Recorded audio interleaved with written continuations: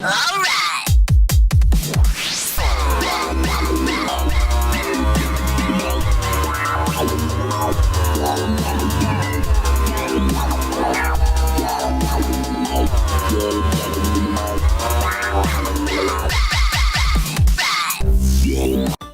to the first week in gaming of 2014 with me, GD, the highest place for news, the UK top 5 games, and new releases of the week.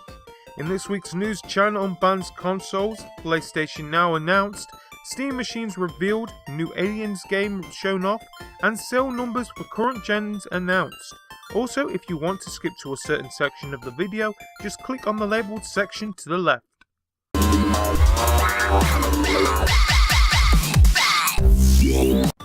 First in this week's news, according to reports on Reuters, China's State Council has temporarily lifted the ban on selling foreign video game consoles. This means companies such as Sony, Microsoft and Nintendo suddenly have access to a $14 billion market. The only catch is that the foreign companies must manufacture the consoles within Shanghai's free trade zone and sell them to China after inspection by cultural departments. The State Council did not specify for how long the ban would be suspended, and foreign enterprises' requirements have not yet been communicated.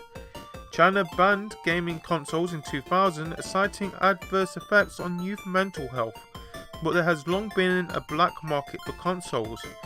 PC gaming therefore dominated the market with a 2/3 share. According to Reuters, citing data released at the 2013 China Game Industry Conference, China's video game market grew 38% from 2012 to reach $13.74 billion in 2013.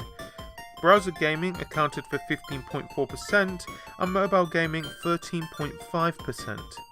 Ironically, China is one of the main manufacturers of gaming consoles already, with companies such as Foxconn producing devices for Sony, Nintendo and Microsoft. Next in the news, soon you'll be able to play top-shelf PS3 games like The Last of Us on tablets and smartphones, thanks to Sony's newly announced PlayStation Now streaming service.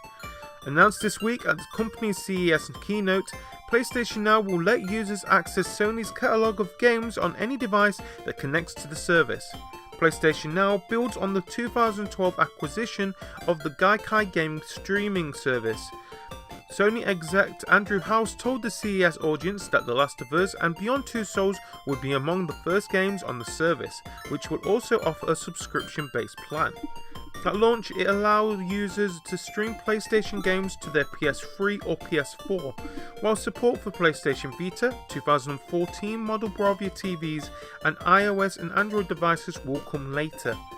Sony has not yet discussed pricing details for PlayStation Now, but it's likely the streaming service will come at an extra fee on top of what you already pay for PlayStation Plus.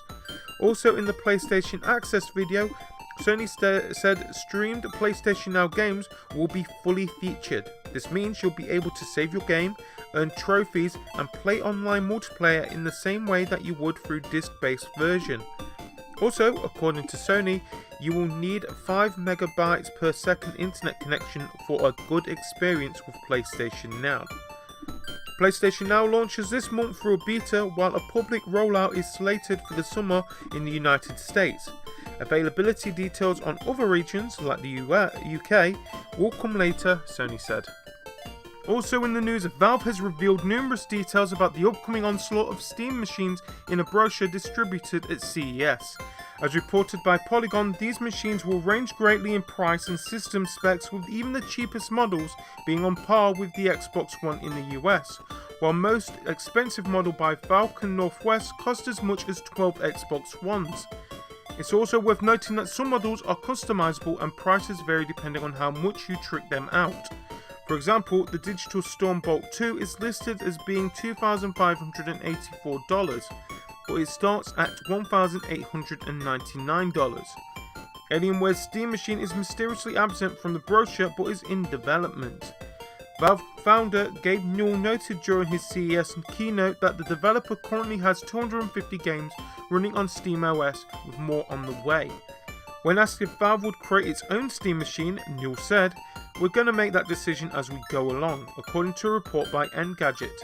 The developer then added, "We have plans to build more machines as customers ask." So far there are only 300 prototypes for the Valve-made Steam machine. Also in the news this week, after months of people knowing about its existence, Sega has officially unveiled its next attempt to turn the Alien films into a game that is not terrible.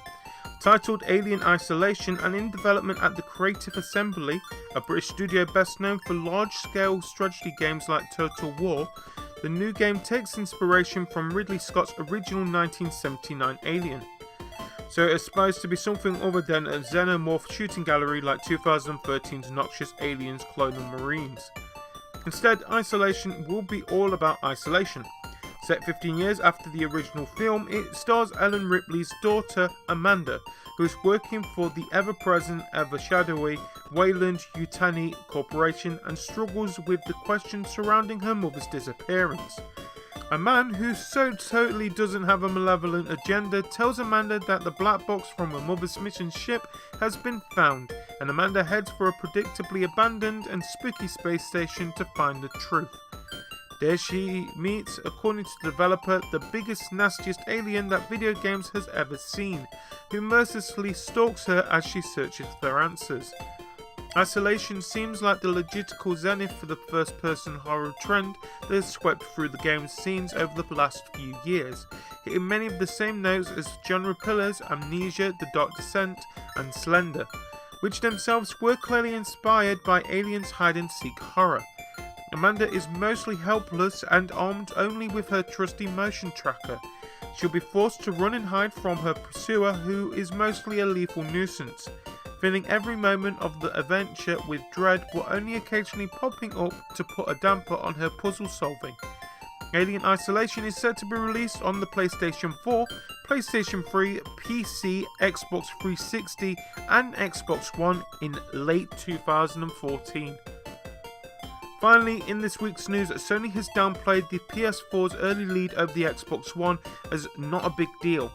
PlayStation 4 sales exceeded 4.2 million in 2013, while Microsoft sold around 3 million Xbox One units within the same time frame.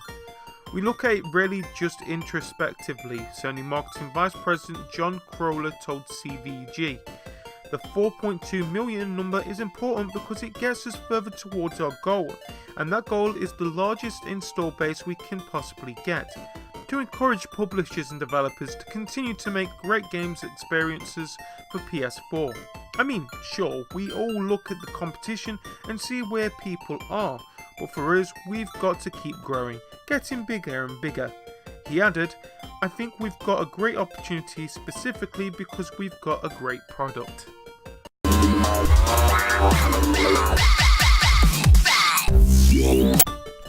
Now it's time for the UK Top 5.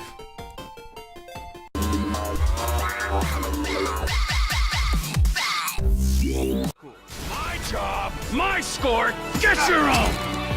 You are alone, you pathetic psychopath!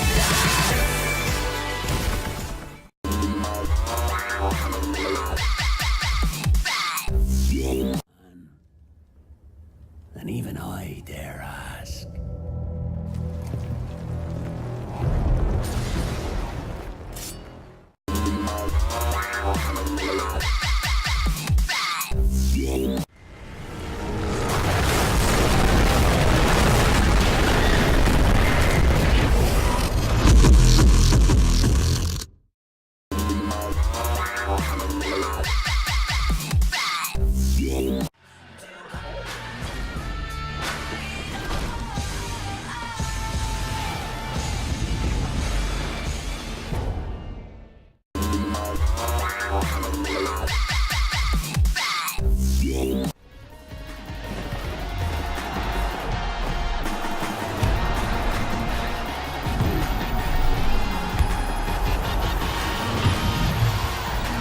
Spazio verticale, Balotelli,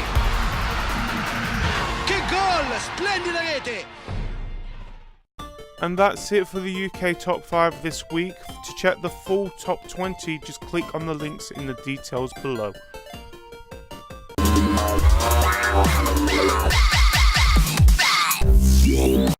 And now it's time to look at the new releases with, be honest, only one, Mario Party Island Tour for the 3DS, out 17th of January. So there you have it. That's it for another week in gaming for the week ending 11th of January 2014.